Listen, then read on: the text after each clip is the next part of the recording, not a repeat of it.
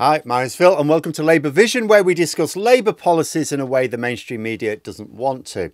In this video, after Rishi Sunak's appalling speech on welfare on Friday, seems timely to discuss what Labour will be offering in their manifesto. So on Friday, Rishi Sunak promised to further break an already failing and unnecessarily cruel welfare system. As often happens with Tory leaders, he retreated into blaming disabled people, those with serious illnesses, for his failure to deliver public services. Sadly, this is a line which works all too well on many swing voters. It'd be nice to think that only terrible people would align themselves with those views, but that's not the case. There are well-meaning people who are fooled into thinking that there are people taking advantage of the welfare system. They don't want people with disabilities or serious illnesses to be forced into work they can't do or be starved out of existence, but they do allow themselves to believe that there are a lot of people playing the system. And so widespread is this view that Labour do little to counter it when they weigh in on the subject, because that would just distance themselves from the voters they're trying to attract. And that leads people to assume that basically Labour's welfare policies must be essentially the same as the Conservatives. But nothing could be further from the truth. As I often say, there is rhetoric and there is policy. The rhetoric is for a narrow but important section of the voter base. It exists as much to avoid putting swing voters off as it does appealing to them. But as Starmer himself keeps asking, what do we want? A party of protest or a party of power? And what will Labour be doing with their power? Well, although the manifesto has of course not been published yet, Labour List did publish the version as it existed a year ago. Because remember, Labour have had a working manifesto for like 2 years now. And we had then further updates from the last Labour Party conference. Now, although the manifesto has gone through a recent round of adjustment, that was to make sure it could be delivered on. They weren't looking to make fundamental changes.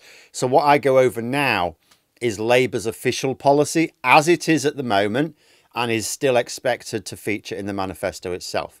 So what are some of the policies and statements? Well, surely one of the most important things we want to see an end to is the system of arbitrary sanctions which has characterised the DWP under the Tories. And Labour's policies specifically state, and I quote, overhaul the current unfair and punitive system and end punitive sanctions.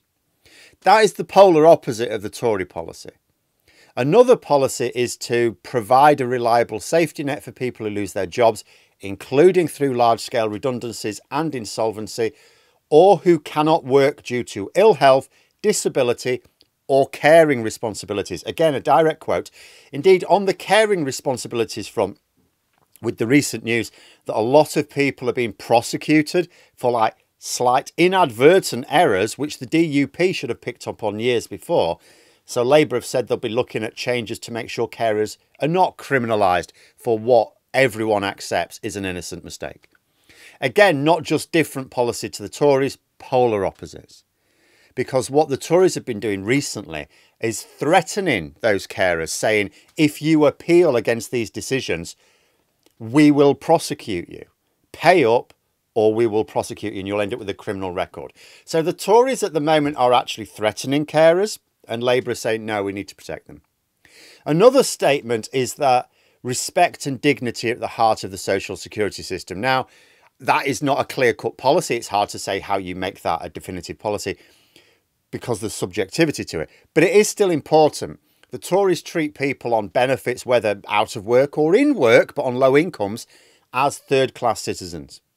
The Tories seem to actively try to deny millions of people they keep saying, oh, Britain's a wonderful place to be.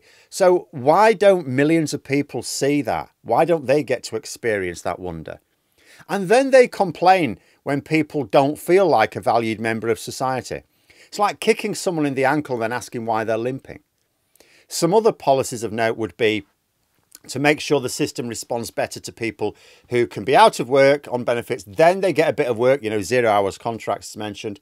Bit of unreliable work, then it stops again. And what happens now is the system takes a long time to catch up.